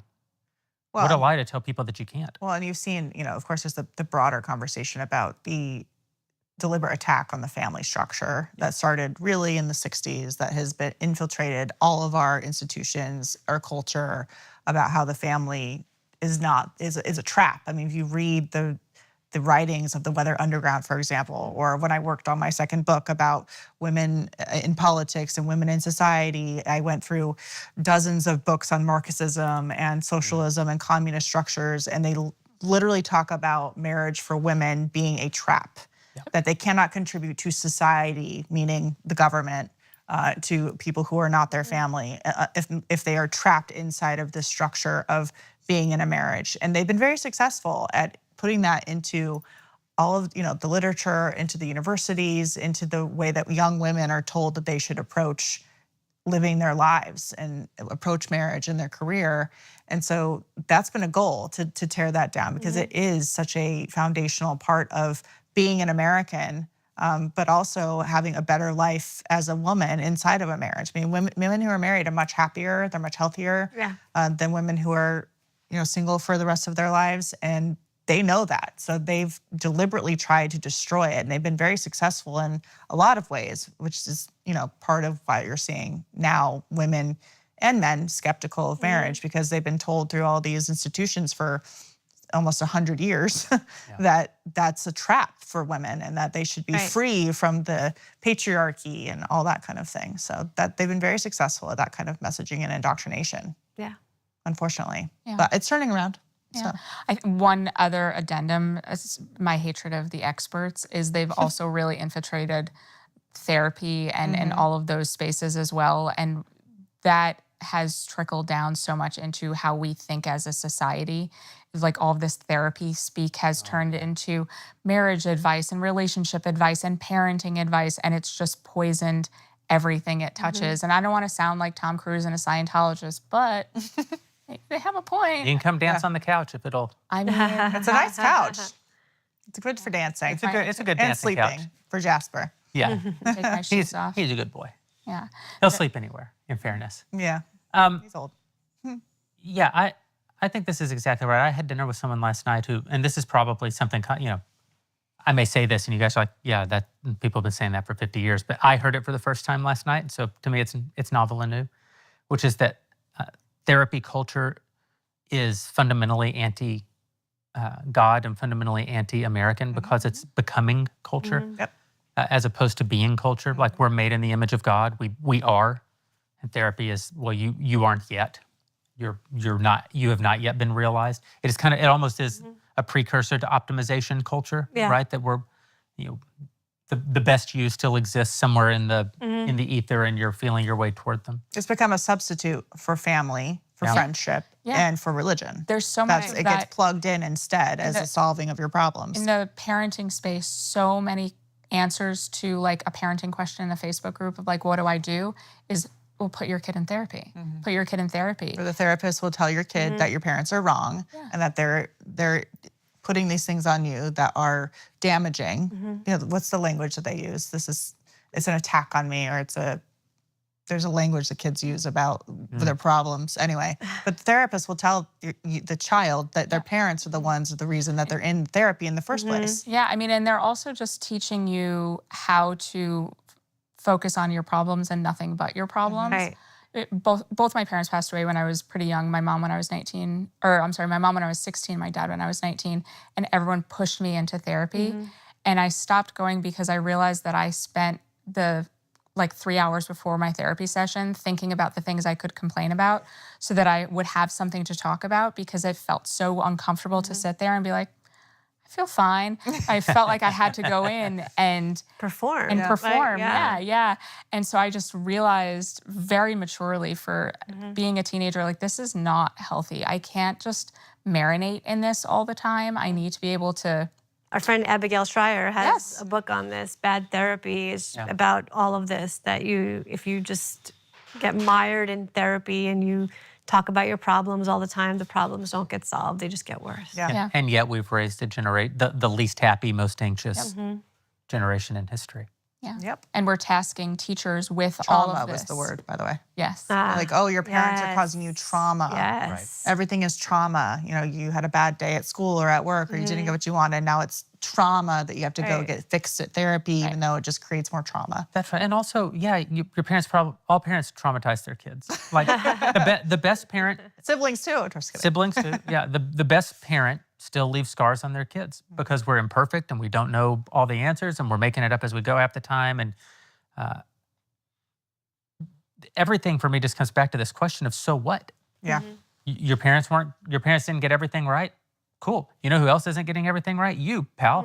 And then you know who's not going to get it right every time with their kids? That's you too. One of the things I am most grateful for as I get older and think of my parents and thank God they're still living is how they made me do hard things. Yeah. How they forced me to do hard things, even if I was mad at them at the time. Because as an adult, I know that I can survive hard things. I can survive things that are difficult, and I can do things and achieve things even if the path there is hard. And I'm so grateful for that because a lot of people don't have that. Your And parents it's- traumatized you with They resilience. traumatized me with resilience, yes. But I'm so grateful for that. But I think that our generation, you know, because we're having children later, if we're having them at all, is that you're kind of pushed into the moving truck by having children, of having to recognize the fact that your parents were human. And I think about the fact that I'm 40 years old and my mom, you know, I was X years old. And I think about the choices that my mom made at that age, at 40, and I still think of myself as 14, but somehow I'm also 40. And I think, well, yeah, my mom made those really bad decisions, but I make really bad decisions every single day. And I find myself much more forgiving of my parents, well, of my mother, not so much my father. Actually, opposite of forgiving with my father, because I'm like, how could you do that? That was really dumb. But it really forces you to grow up in a way that I don't think not having kids would have done for me. I don't know. 6? Yeah, thank God. That's exciting. Yeah, and the thing I was thinking about with my father was one of my kids just had his tonsils out, and my dad thought he would be really nice if he could bring me a hamburger in recovery when I got my tonsils out, because I must have been so hungry because they didn't let me eat all day. And so and now after having had a child, had a tonsillectomy, I think to myself, what were you thinking? Of course a hamburger was the worst decision you could have possibly made. And so how dumb that decision seemed at 6 is that much dumber at 40. Only milkshakes after tonsils are taken out. Yeah, and Tonsils popsicles. and wisdom teeth. Yeah. Yeah. Man, I could really go for a tonsillectomy right now. I don't know. Nice, delicious. I don't think they do tonsils. those anymore. Do they not? I don't think so. Not as much. The kids keep their tonsils? The experts decided that you should keep them. Yeah, the experts are finally right. Yeah, they're finally right. They're not taking out body parts. They don't. I have my tonsils and my wisdom teeth, which is just that many more milkshakes I could have had. Yeah. I find the whole There's thing. still time. Maybe I'm that's sure you your could call someone. superpower. Because so few people your age actually have both. It's I have true. neither. Maybe that's why you're so much smarter. Oh, I don't know if I'm smarter, but I definitely bite the inside of my cheeks all the time. So I've been traumatized by my wisdom. You have, yes, every day. They traumatize you. The Germans love America. The Germans who are here for the World Cup love America. This is like the best story of the week, right? Yeah. I mean, the And the news. Scots. The news can be bad. Yeah. It's fun. It's fun to see people liking America. Why do you think they're so surprised? Because they've been fed so much propaganda. It's funny. So I was an exchange student in Belgium when I was 16 years old, and I faced nothing but anti-American hate everywhere I went. And the best comeback I ever had was for these Arab kids, actually, who came up to me yelling about America. And I said, you're standing there yelling at me about America, wearing Nikes and holding a bag of McDonald's. That's right. You want to be us so badly, and you never will be. You're stuck in this Can't country. believe you didn't go with you'd be speaking German if it wasn't for us. That's normally what I do. But You want to be us so badly. And he had nothing, and he tormented me the rest of the year, and it was worth it because I was right. And I really... It is. The Soviets, you know, when people would come over here on diplomatic missions or whatever, this was their big concern, was that they would like go to grocery stores. And, And it's a defect. really good concern. I mean, that picture of Yeltsin, you know, looking in the supermarket freezer and his face is just shocked. And look, that's already, towards the end of the Soviet Union already, when things were already opening up. My parents describe you had to go through Italy when you were leaving the Soviet Union for America, and they had to spend some time in Italy. And they just described going into the stores and being stunned. They had no idea how bad they were living. They knew life was tough. They just assumed it was tough everywhere, but now they'd maybe have a little bit more freedom in America. They didn't realize they'd have like an abundance of food and all of it. But obviously Europe isn't in the same place as the Soviet Union, but it's been great watching America through their eyes and being like, yeah, Buc-ee's is amazing. We have something so good. And just the scale of everything, like they're looking at trucks in New York City and they're like, look at the size of this truck. And you're like, yeah, that truck is huge. Look at that truck. It's been really awesome. And I love it. And the fact that Scotland is sort of been the adopted country of this World Cup. I lived in Scotland twice. I have a real soft spot for Scotland. It's been great watching Scottish people have such a fun time in Boston and they're coming to Miami. I hope to see a whole bunch of them, We gotta buy more beer for Miami. Yeah. They drink it all out of Boston, which is a big deal. Right. So. We're going to be like, how about we muddle you a mojito? Yeah, exactly. You want a rum and Coke? Exactly. This is why I love travel so much. And this is why I love bringing my kids places. And you travel even if you don't optimize for it. Yeah. Because my kids, they'll go to Paris and they'll be like, the food is amazing. Why don't we live here? Yeah. And then we go back to our hotel room that has no air conditioning. And then if we rent an Airbnb, there's no dryer. And they're like, maybe not. Yeah. Maybe. And it gives you a perspective in a way that nothing else can, because America, God bless us, yes, we might not have the best baguettes, but we have dryers and we have air conditioning. And we have decent baguettes too. Like we really do have it all. And I love to travel also. We're a big traveling family, but I never love America more than when I've been away and I come home and everything works and everything's so awesome and just everything functions and we get to dream here and you can look to the future and think it's going to be great and that's okay to say out loud and nobody makes fun of you for it like they might in Europe.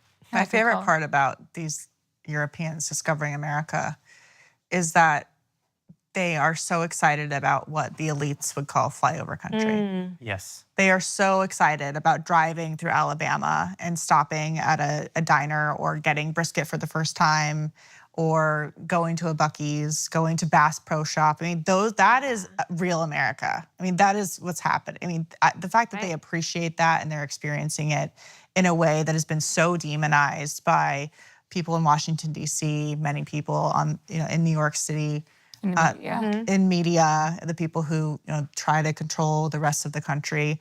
I love that they are driving through all these little towns and they are so grateful for the hospitality of America and noticing little things and big things. That just makes me so happy that, the whole country is getting appreciation, not just the big cities and not just, I love DC and the monuments are spectacular. And especially after it's been cleaned up, it is absolutely incredible. Looks a lot more European now. But the fact that, America is getting its due and respect makes me really happy. I remember my first Walmart trip. It was in Texas. I lived in New York where you didn't have Walmart. And my friend and I, also a New Yorker, we just wandered around. We took pictures of stuff. We were like fascinated. They had everything. It was also one of those super Walmarts. And it's just like, and they have a supermarket and they sell guns and the whole fishing section and, everything you could possibly ever want. We spent maybe 2 hours in there. It was the worst thing about the Europeans being here is that Walmart doesn't sell guns anymore. So they can't just walk in and see the wall of... Bass Pro, though. I didn't realize that. Wow, Walmart doesn't sell guns anymore. So my daughter's been in more countries than States. That is probably true. Like her little life has been a life of travel. It's actually probably bad. She's 6, and she hasn't had stability. It's like I'm gonna go make this movie in Europe, and so she is living in apartments in Budapest at 3 or whatever. And I can never get her bearings. But I love going to Europe in particular. But it is kind of a LARP. When we go to Europe, we're living in the past. You rarely go to Europe and live in the maybe when you're there as an exchange student it's different, but when we go we're sort of living in the fairy tale of what Europe once was. And when these Europeans are coming over here right now. They're living in the America that actually is. Yeah. You know, Bass Pro Shop is right now today. It isn't a monument to a world that's actually already faded out of existence, you know. So that it is kind of, it's easy to look at our strip mall architecture and the sort of homogenization that happens in this country, and the fact that we don't have a heritage of architectural beauty. We don't have a religious tradition that's old enough to have given us cathedrals in this country. We don't have sort of the cultural artifacts that only time can ultimately give you. And also, we came of age as a society really at the time of the industrialization of the world. And so a lot of the things that exist in Europe will just never exist here because we skipped right past that, and we came of age in the era of efficiency. You know, we build buildings that are ugly because we do something that they can't do in Europe, which is outgrow our buildings. Like we create so much prosperity and so much forward momentum that you just move on, you know, like, and that's part of the charm of this country. And so I don't think that it's, sometimes you hear somebody like Tucker talk about how we made our buildings ugly on purpose to keep the spirit of man down or whatever. It's crazy. And you're like, no, we build ugly buildings because we're moving fast, because we're moving to the next thing and we're creating the future all the time. That's actually the best thing about this country. And also, like, you know, I was in Budapest during the time when they were reskinning all the buildings, putting new facades on all the brutalist communist architecture to make it look Victorian and wonderful. And it does lift your spirit to walk through. Yeah. To walk through downtown Budapest, and it is great for the soul to be surrounded by architectural beauty. But it's a lot better for the soul to work in a glass and concrete office building. Like, to say that we do that to keep people down assumes that you're only ever outside of the workplace. Yeah, if you're in the park looking at a building when it has a beautiful facade, that's wonderful. If you're in it, you want sunlight. There's no sunlight in a Victorian office building. The windows are this big, right? The whole wall of our office buildings is,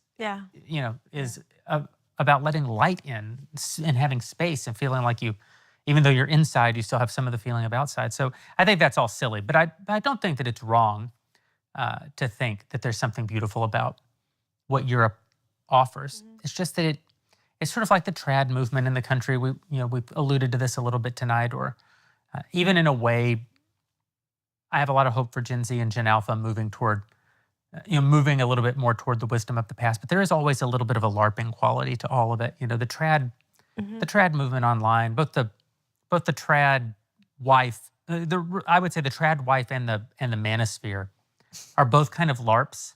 They're both realizing that there's something that's missing now. Yeah. And they don't know how to get the substance of the something back, and so they only know how to sort of replicate its superficial qualities. You know, maybe if I churn my own butter on Instagram, that'll get us back to the ancient wisdom that made people happy in a long time ago. Set up your camera and your light for it. Yeah, exactly. And then make money on your post even though you're not working. Yeah, exactly. Right. You're not supposed to be working. Yeah. Right. So, I don't know. Somehow we have to find a way. It isn't wrong. All of these things point us towards something that is wrong in our society, that is broken in our society and needs to be fixed.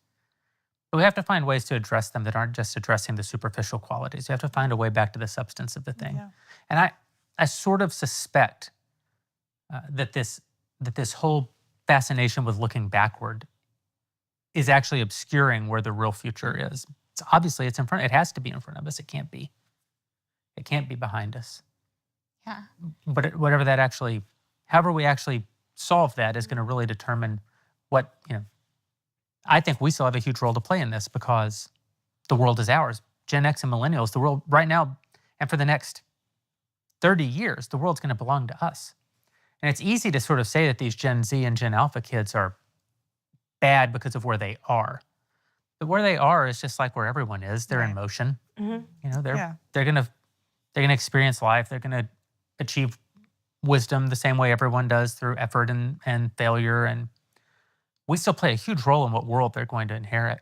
And I think that like getting past the LARP moment really should be like be the agenda of Gen X and the millennials which is getting back to being a rugged individual in America. That's right. what that is. It's getting past, trying to shove yourself into something. Who are you? Who do you want to be? You're an individual. You can do whatever you want in America. What is it? What does your future look like because of what you want to do? That's what has to be said to those who maybe aren't sure. And we're all unsure when we're young. I had no idea when I was 18 what I wanted to do. But getting back to being rugged individuals who have the whole world of opportunity in America ahead of you is, I think, a good way to start that. Yeah, I think that part of our problem is the issue of having role models, and I think that we don't have enough of them because the way to get attention in this economy is to be an extreme one way or the other. And so we were talking before, and I actually looked them up because I had a feeling I would mention them in this conversation. Simone and Malcolm Collins is their name. I know them. Yeah, they have 5 kids. They see natalism and pronatalism as like this very ideological thing, and as opposed to just like why we had 6 kids was just because I can't make this joke anymore, but I'm going to make it anyway. We just never hit a dud. Not saying my 6th is a dud. I'm just done. But we liked our kids, and so we kept on having them. But the way that they talk about having kids is like very utilitarian and very, I think, dystopian. It's a weird, disturbing way. But they get a lot of attention online because I think that they're extremists, because they say the weird, sexy things, and so they have the people who come into their house and want to film them. And I see it the same with like the Candace Owens of the world. Like she gets these like massive views because she's saying extreme things. Whereas if you're more moderate, it's less sexy, it's less interesting. You don't get the attention the same way. And so, as kids are growing up and looking for influencers and people, it's hard to find people who are, not the trad mom. Like my husband and I both work full time and we're constantly juggling, and it's much less easy to put that out there, and also we just don't have the time to influence it. Yeah, because our house is so messy, and we don't have the time because like we actually live our values, and so I want to spend my time with my kids and not making content pretending like I'm with my kids. That's my priority. And so, but then unfortunately, I think that there's not enough modeling happening for younger people who are thinking, what do I want my life to look like? Well, I want to look like Ballerina Farm, or I don't want to have any kids, because they don't see the more moderate role model sort of playing out in front of them because, Oh, the trad thing, isn't it also not historically accurate? Of course it can't be. It's not. Like women have always been working in some capacity. Right. This idea that women, their choice is not to be working in lots of different capacities on behalf of their family, whatever that may look like for you, it's just not true historically. Right. Like in human society, going back to when humans were formed, like it's just not the way it's ever been. So it's not a real truthful option because it's just women didn't stop laboring, like actual physical labor until 50 years ago. Right. Like very, very novel. Washing like my family in Croatia, like all of the women are on the farm all day long, like working. Men and women have different jobs, but they're all working. So you always describe yourself as a stay-at-home mom, and I'd be like, but you work all the time. You're. Yeah, no, it's ridiculous. No, but it's like there's not enough. She's like, I just started another project. I just started another business. Like stay-at-home mom. Right. But I think it's important for people to see that you can do both. Of course. And you don't have to just wear one hat. But I do think that there's a lack of like normies out there. The fact that because of social media and the ubiquity of social media, we've broken the connection between geography and community. And when your community is literally your community, and this is why Orthodox Judaism has a good answer to this, which is that you can't go places, and especially on Saturdays, you can only go as far as you can walk. That really does a lot to force geography into your understanding of community. But for most people in the country, the fact that isn't the case, people don't know their neighbor. And so when you know your neighbors are both like you and not like you. Your neighbor looks approximately like you, usually, because time and geography has an impact on how we dress, and it has an impact on how we conduct ourselves publicly, because your neighbors are probably in your general tax bracket, but you might, your neighbor might vote very differently than you. Your neighbor might go to the Catholic Church and you're a Lutheran or whatever. That's always been baked in this country, that your geographical neighbors are like you in some ways and very different from you in others. The internet has taken away all the different in others. You only seek out people who are the most like you. And again, you go back to the substance versus superficial. The internet can really only ever show you the superficial things. It can't really ever show you the substantive things. We're curating our lives for public consumption constantly. And so you're only looking for people who look like the people that you want to look like, which is much different than being able to actually find role models in everyday life. Yeah. I tell this story, I've told this story before. It picks on my mom a little bit, which, you got to pick on your mom every now and then. Poor mom. But my mom got very mad at one of our neighbors one time. Not when I was a kid. This was, may have been during COVID or approximately that time. And she was telling me that she was really mad at this next door neighbor because of something she had written on Facebook about politics. And I said, Mom, like, you've known that lady for 30 years, 40 years. Like, if I had been hit by a car when I was 5, she's who would have heard it and come out and saved my life. And the fact that you even know her politics because of the internet is just like a fluke of our technological era, the last thing you should ever do is be mad at that person because they think that, like, she's always thought different than you, and it never mattered until the internet, and the internet makes it matter. And I think it's a bad sorting mechanism in this way because you're just always looking for, because if the woman who churned her own butter lived next door to you on your street when you were growing up, you probably would not have been inspired to churn your own butter. That would have looked like hard work. And going and buying some delicious butter is very easy, right? If you did find somebody who churned their own butter, you would have understood that that was a hobby. Like, you wouldn't have seen that as a lifestyle. You would have seen that as a, this neighbor churns her own butter, and that's kind of charming. It's kind of wonderful every now and then she brings us all butter. Right. And this neighbor over here is really into stamps. Yeah, but you can also see under the hood. And so, like, this is in the mom space, like, the women who are the ones who are willing to give advice are always the craziest people, but you have no way of knowing that because you've never met them and you've never met their kids. And so, like, the normal moms who you would normally seek out advice from are not spending their time giving it out on Facebook because they're just out there living their lives. Yeah. And so I think that lack of, role models also, in the real space has a real impact on how we are raising our children as well, because I've really taken pains to, like, seek out moms like yourself who had kids just a little bit older than me, who I like and who turned out really good. And that to me is like, I mean, she's amazing. But that is something that I think not enough people are doing now, that they're seeking out their expertise in people that are influencers instead of, strangers. Yeah. Right. Yeah. Which is funny for people who influence for a living. Like, we hate those people. Yeah. I don't love anything like them. Horrible. Smash that like button and subscribe. Somehow that is one of the hard things about operating in the space that we all work in, as being front-facing personalities in the age of the internet, is what do you give people access to? What do you not give people access to? How do you curate your image online in a way that is both protective of your family but also isn't Exploitative. And isn't putting a false Yep. a false perception out into the world? How do you wear your warts, and how do you wear your vulnerability as a human, but how do you also not exploit your children? Or I don't know the answer to it. It's obviously making decisions in real time every day, but I do know that if we only exist in the online space in the same way that everyone else exists in the online space, then we're probably being net negatives on society. It can't just be that we're also LARPing. We're LARPing as the good conservatives or whatever it is. Like, that's not going to get us.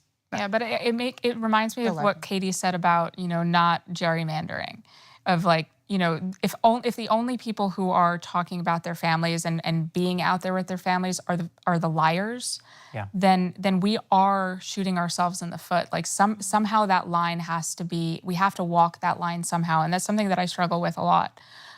Respecting my kids' privacy and also, respecting my own need for boundaries in this world of, like, I do think that there's a lack of female role models who are figuring out how to navigate these spaces, and something that I struggle with a lot.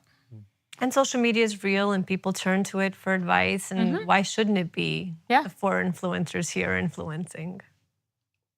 Doing our best. Doing our in a best. positive way.